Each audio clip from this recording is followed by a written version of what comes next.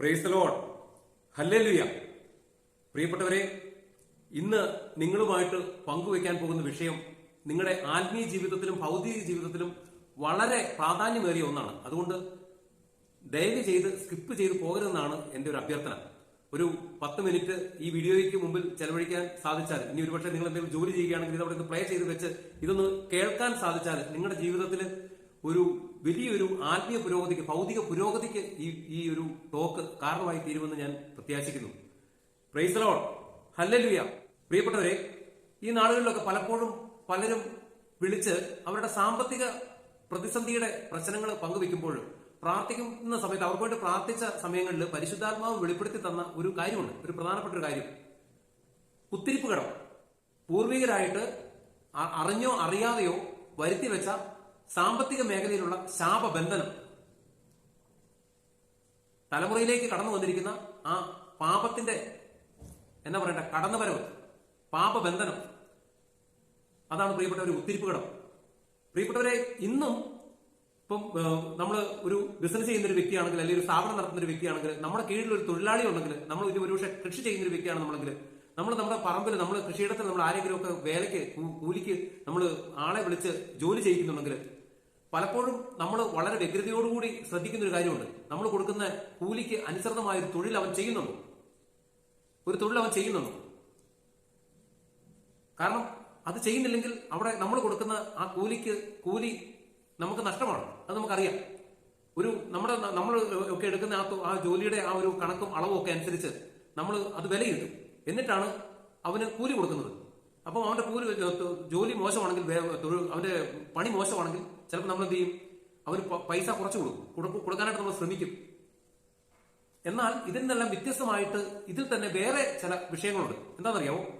ചില ആളുകൾക്ക് കൂലി, നാട്ടുപുറത്തുള്ള നടപ്പ് കൂലി, അതിൽ നിന്നൊരു 100 രൂപ എങ്ങനെ കുറച്ചു കൊടുക്കാം, പിന്നെ അതിലുപരിയായിട്ട് നാട്ടുപുറത്ത് മറ്റുള്ളവർ എടുപ്പിക്കുന്ന സമയത്തെക്കാളും ഒരു അരമണിക്കൂർ കൂടെ കൂടുതൽ എങ്ങനെ തൊഴിൽ ചെയ്യിക്കാം, അവന് വിശ്രമം കൊടുക്കാതെ എങ്ങനെ മാക്സിമം അവരെ കൊണ്ട് പണിയെടുപ്പിക്കാം, അതുപോലെ തന്നെ മാന്യമായ ഭക്ഷണം കൊടുക്കാതെ വാട്ടുകപ്പ തിളപ്പിച്ചതും കാന്താരിമുളകും മത്തി ചുട്ടതും ഒക്കെ കൊടുത്ത് വളരെ നിസ്സാരമായിട്ട്, വളരെ നമ്മുടെ ചെലവിലും പോലും നമ്മൾ ലാഭിച്ചുകൊണ്ട് അങ്ങനെയും നമ്മുടെ പൈസ നമുക്ക് ലാഭിക്കാമെന്ന് കരുതുന്ന ചില വ്യക്തികളുണ്ട്.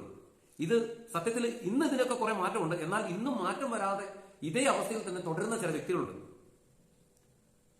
തൊഴിലാളികൾക്ക് യാതൊരു വിശ്രമവും കൊടുക്കാതെ അവരെ ഇട്ട് എത്രത്തോളം കഷ്ടപ്പെടുത്താവോ അത്രത്തോളം കഷ്ടപ്പെടുത്തി, ചെയ്യുന്ന തൊഴിലിന് തൃപ്തി വരാതെ അവരെ കുറ്റവും പറഞ്ഞ് അവസാനം അവരുടെ കൂലിയിലും കുറെ പിടിച്ചു വെച്ച്, സത്യത്തിൽ ഇങ്ങനെയൊക്കെ ചെയ്യുമ്പോൾ അതുകൊണ്ട് നമുക്ക് എന്ത് മേന്മയാണ്, എന്ത് നേട്ടമാണ് ഉണ്ടാകുന്നത്?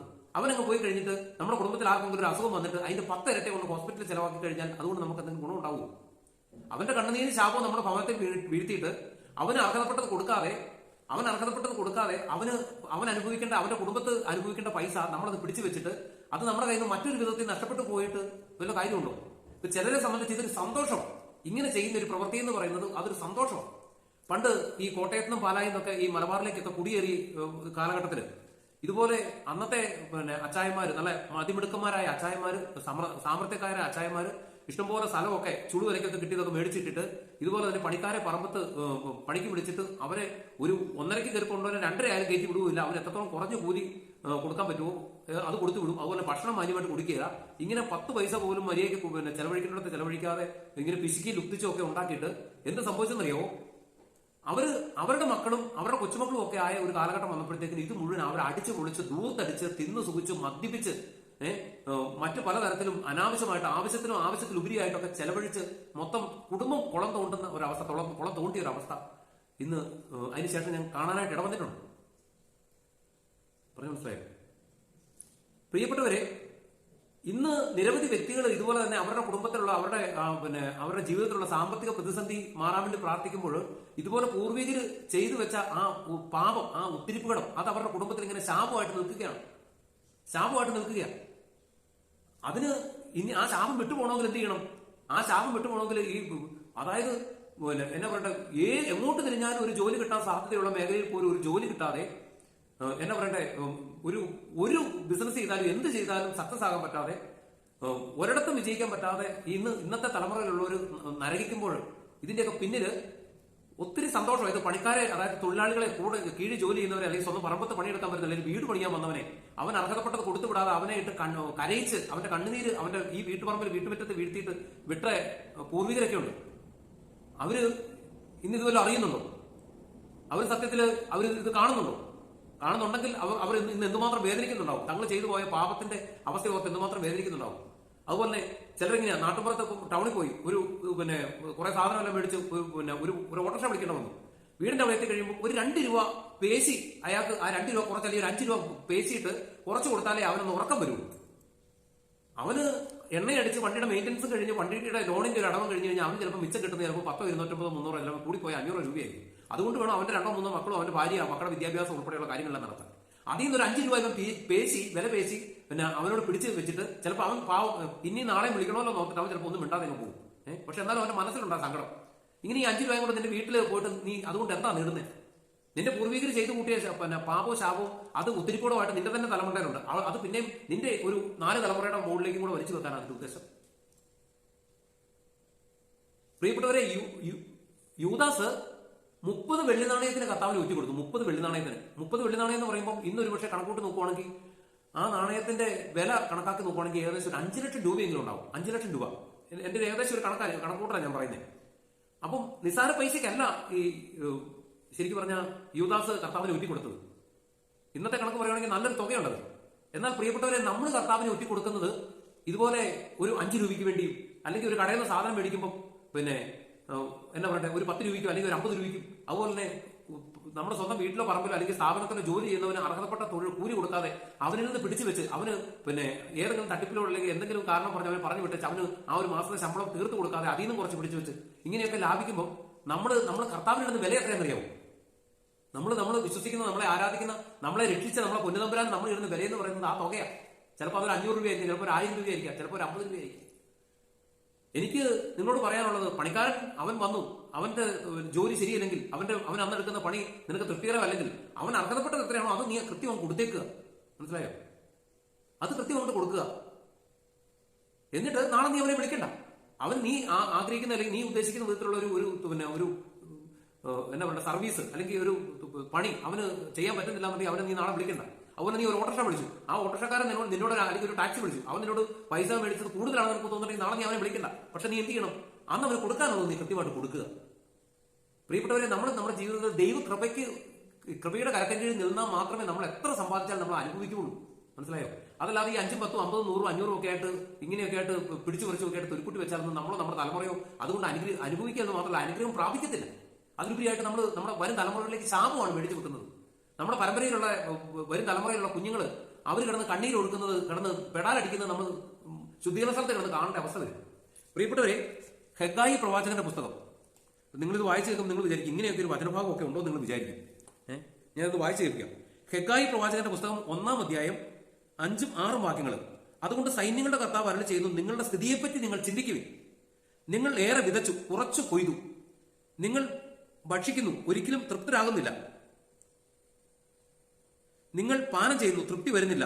നിങ്ങൾ വസ്ത്രം ധരിക്കുന്നു, ആർക്കും കുളിരും മാറുന്നില്ല. കൂലി ലഭിക്കുന്നവന് അത് ലഭിക്കുന്നത് ഓട്ടസഞ്ചിയിൽ ഇടാൻ മാത്രം. Price the lord, hallelujah. പ്രിയപ്പെട്ടവരെ, വേല ചെയ്യാൻ പോകുന്നവനും കൂലി കൊടുക്കുന്നവനും അവന്റെ ജീവിതത്തിൽ ഒന്ന് മനസ്സിലാക്കിയിരിക്കേണ്ട ഒരു വചനമായി ഹെഗായി പ്രവാചകന്റെ പുസ്തകം 1-ാം അധ്യായം 5, 6 വാക്യങ്ങൾ. പ്രിയപ്പെട്ടവരെ, ചില വ്യക്തികൾ പണിയെടുക്കാൻ പോയി ഉടമ കാണുന്നില്ലെങ്കിൽ എത്രത്തോളം ഉഴപ്പാവോ, എത്രത്തോളം അലസത കാണിക്കും. എന്നിട്ട് എന്ത് ചെയ്യും? അർഹതപ്പെട്ടതോ അല്ലെങ്കിൽ അത് കൂടുതലോ ആയിട്ടുള്ള കൂലി മേടിച്ചുകൊണ്ട് പോകും. ഇങ്ങനെ മേടിച്ചുകൊണ്ട് പോകുന്നുള്ള അത് അനുഭവിക്കൂ. ഈ തട്ടിപ്പിലും വെട്ടിപ്പിലും മാന്യമായ, പണ്ട് ഞാൻ കുറെ വർഷങ്ങൾക്ക് മുമ്പ്, ഞാനിത് എന്നെ ന്യായീകരിക്കുന്നല്ല കേട്ടോ, എന്നെ ന്യായീകരിച്ച് പറയുന്നതല്ല, അങ്ങനെ നിങ്ങൾ തെറ്റിദ്ധരിക്കരുത്. ഞാൻ കൂലിപ്പണി എടുക്കാൻ പോയിക്കൊണ്ടിരുന്ന ഒരു കാലഘട്ടമുണ്ട്. അപ്പം എന്റെ കൂടെ വരുന്നൊരു സഹോദരൻ, ഇയാൾ എങ്ങനെയാണെന്ന് വെച്ചാൽ ഒരു കുറച്ച് കളയ്ക്കും, കുറച്ച് ചെത്തും, എന്നിട്ട് എന്ത് ചെയ്യും? തൂമ്പ് അവിടെ വെച്ചാൽ ഒരു ബീഡിയും കത്തിച്ച് അവിടെ ഇരിക്കും.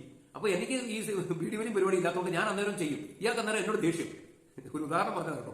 അപ്പൊ ഇങ്ങനെയൊക്കെ തട്ടിപ്പിലൂടെയും വെട്ടിപ്പിലൂടെയും ഒക്കെ പണിയെടുത്തിട്ട് കുടുംബത്ത് കൊണ്ടുവന്ന പൈസ കുടുംബത്ത് അത് മരുന്ന് മേടിക്കാനേ ഉണ്ടാവുള്ളൂ. കുടുംബത്തെ അനുഭവിക്കാനോ അതിന് സമ്പാദിക്കാനോ ഒന്നും സാധിക്കില്ല. അതുകൊണ്ട് നീ ഒരു ജോലിക്കാരനാണെങ്കിലും ഒരു വേലക്കാരനാണെങ്കിലും ഒരു തൊഴിൽ ചെയ്യുന്നവനാണെങ്കിൽ വചനം നിന്നോട് പറയുകയാണ്. കൊളോസോസുകാർക്ക് എഴുതിയ ലേഖനം, വിശുദ്ധ പൗലോസ്ലീഹ കൊളോസോസുകാർക്ക് എഴുതിയ ലേഖനം 3-ാം അധ്യായം 23, 24 വാക്യങ്ങൾ.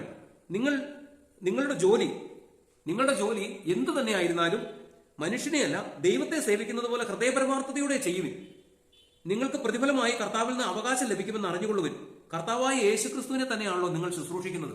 പ്രിയപ്പെട്ടവരെ, ജീവിതത്തിൽ നമ്മൾ ചെയ്യുന്ന ജോലി എന്തുമായിക്കൊള്ളട്ടെ, ആ മേഖലയിൽ ഒരുപക്ഷെ നീ ഒരു ഡോക്ടർ ആയിരിക്കാം, നേഴ്സ് ആയിരിക്കാം, എഞ്ചിനീയർ ആയിരിക്കാം, കളക്ടർ ആയിരിക്കാം, പോലീസ് ആയിരിക്കാം, ചിലപ്പോൾ ഒരു വില്ലേജ് ഓഫീസർ ആയിരിക്കാം, ചിലപ്പോൾ ഒരു നഗരത്തില് തെരുവില് ക്ലീനിങ് ചെയ്യുന്ന ഒരു വ്യക്തിയായിരിക്കാം, ചിലപ്പോൾ ഒരു റബ്ബർ വെട്ടുകാരനായിരിക്കാം, ചിലപ്പോൾ ഒരു കർഷകനായിരിക്കാം, കൃഷിയിടങ്ങളിൽ ജോലി ചെയ്യുന്നവനായിരിക്കാം, ഒരു ഡ്രൈവർ ആയിരിക്കാം, എന്തുമായിക്കൊള്ളട്ടെ, ഏത് മേഖലയിലായിക്കൊള്ളട്ടെ, നീ ആ ചെയ്യുന്ന തൊഴിൽ മേഖലയിൽ നിനക്ക് നിന്റെ ഉള്ളിൽ ഇങ്ങനെ ഒരു ബോധ്യം ഉണ്ടായിരിക്കണം. നീ വേല ചെയ്യുന്നത് കർത്താവിനെ ശുശ്രൂഷിക്കുന്ന ആ ഒരു മനോഭാവത്തോട് നീ ചെയ്താൽ മാത്രമേ ആ മേഖലയിൽ നീ അനുഗ്രഹം പ്രാപിക്കുള്ളൂ.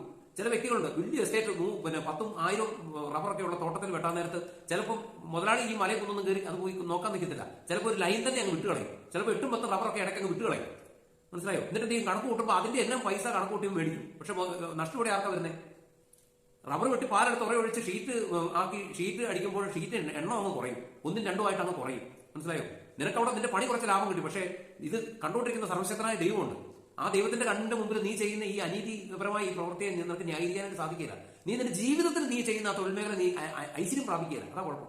അനുഗ്രഹം പ്രാപിക്കുകയില്ല. അതിലുപരിയായിട്ട് ഇത് നിന്റെ ജീവിതത്തിൽ ഉത്തിരിപ്പുകടമായിട്ട് വരും. അത് നിന്റെ പരമ്പരയെ, നിന്റെ തലമുറയെ ബാധിക്കും. ആ തലമുറ അനുഗ്രഹിക്കപ്പെടുകയില്ല.